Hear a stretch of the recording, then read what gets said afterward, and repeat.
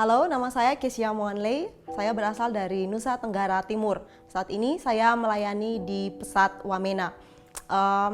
Kenapa saya sampai bisa bergabung dengan Pesat? Jadi saya backgroundnya bukan asli dari Pesat, tapi dari kampus yang umum ya, dari salah satu kampus swasta di Jawa Tengah. Awal ketika saya bergabung dengan Pesat itu adalah ketika saya mengikuti salah satu konferensi mahasiswa di Malang. Dan di situ ada pameran misi, kemudian saya mengikuti beberapa presentasi dari ada beberapa lembaga misi yang fokus ke anak-anak desa. Dan karena memang saya sendiri cukup terbeban gitu dengan anak-anak desa, khususnya di bagian pendidikan. Dan setelah mengikuti beberapa presentasi dari lembaga misi, saya kemudian menjatuhkan pilihan pada Pesat. Seperti itu. Kenapa? Karena visi Pesat sejalan dengan visi saya. Seperti itu. Nah, kemudian setelah itu mengikuti orientasi di Pesat, dan setelah orientasi sekitar kurang lebih 4-5 bulan, saya kemudian diutus ke Wamena. Saya masih ingat tanggal 17 Desember 2016 itu adalah pertama kali kaki saya menginjak tanah Papua.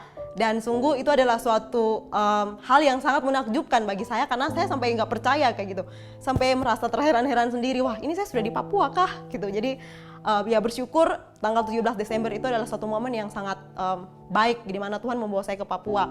Selama ada di Papua, saya mengajar sebagai seorang guru, dan saya sangat menikmati waktu-waktu saya dengan anak-anak ya. Jadi di situ saya banyak belajar bersama anak-anak.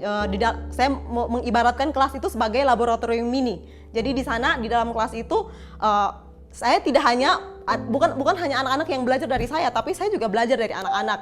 Saya dalam berbagai proses pembelajaran, saya selalu berusaha untuk menghadirkan hal-hal yang real bagi anak-anak.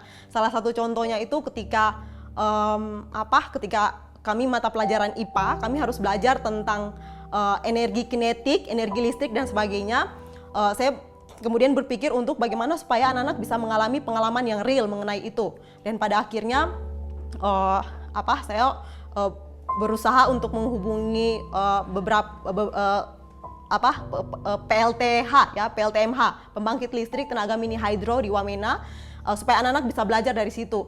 Dan kesulitannya adalah ketika harus berhadapan dengan birokrasi. Jadi secara ideal kita ingin menghadirkan pembelajaran yang nyata bagi anak-anak, tapi kita harus berbenturan dengan birokrasi. Dan itu yang membuat sangat susah gitu. Tapi puji Tuhan dengan beberapa kali bertemu sama manajer PLN, akhirnya diizinkan dan anak-anak bisa belajar di PLTMH. Mereka senang, mereka bisa apa yang kami pelajari di kelas itu bisa diaplikasikan dengan anak-anak seperti itu. Jadi ya itu salah satu yang saya alami dengan anak-anak di kelas. Nah, hal yang lainnya lagi, di kelas saya itu tidak hanya anak-anak Papua, tapi ada juga anak-anak pendatang. Dan salah satu hal yang menjadi kesulitan adalah bagaimana menyatukan anak-anak pendatang dan anak-anak pribumi Papua. Itu adalah hal yang cukup sulit seperti itu.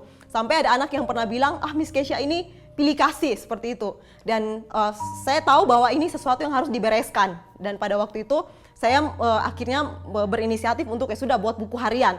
Akhirnya saya mewajibkan semua anak-anak menulis buku harian, dan melalui buku harian itu konflik yang terjadi itu akhirnya bisa diselesaikan. Dan di kesempatan ini juga saya ingin menantang semua anak-anak muda, jangan pernah takut untuk menghidupi passion yang kamu punya. Kenapa? Karena kebahagiaan sejati hanya didapat ketika kita berjuang untuk mengerjakan passion yang kita punya. Jadi masalah uang dan ketenaran dan segala macam itu hanya bersifat sementara, tapi damai sejahtera, sukacita yang kita punya ketika kita memberikan diri bagi Tuhan, itu adalah kebahagiaan sejati. Dan saya sudah buktikan, dan karena itu saya juga menantang semua anak muda yang mengaku lulusan terbaik dari universitas-universitas terbaik di Indonesia, turun ke lapangan, turun ke desa dan membantu anak-anak desa. Di situ kebahagiaan sejati.